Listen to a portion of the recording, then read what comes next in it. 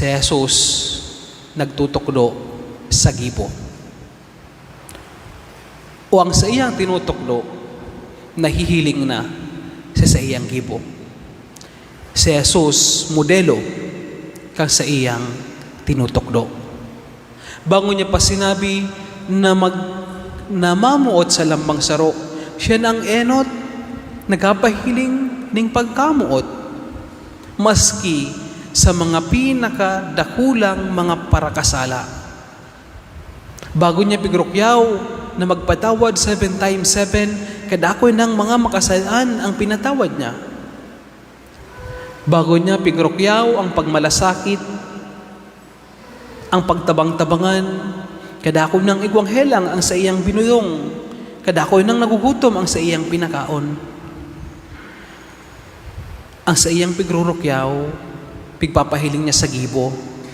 Ang sa iyang rinurokyaw, iyo mismo ang sa iyang gibo. Pagramdom sa to, practice what you preach.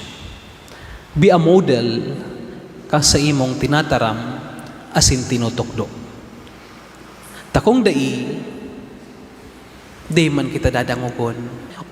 Kung yarokyaw mo sa imong aki, ipapangaday mo sa imong aki, di mo man yagibo, dabugan ka kaan, bayaan ka. Di mo man nga yagibo, ipagibo mo sa ko. Di man yan magtumang, di man yan magsimbag, sa isip kaan, ikaw man nga ni.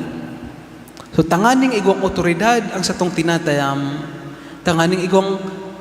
tanganing mahero o matouch ta ang satuyang tinatayaman, igwang kusog ang satong pangadal, ang satong pagtayam, ang itukdo ang sa imong gibo. Pabayaan ang gibo mo, iyo ang magtukdo. Sabayan ning sa imong gibo ang sa imong mga tinataram. Kadakol na mga nanudan ning aki, nanudan niya sa pag-observe sa ginibo ning magulang, sa mga ginigibo ning magulang.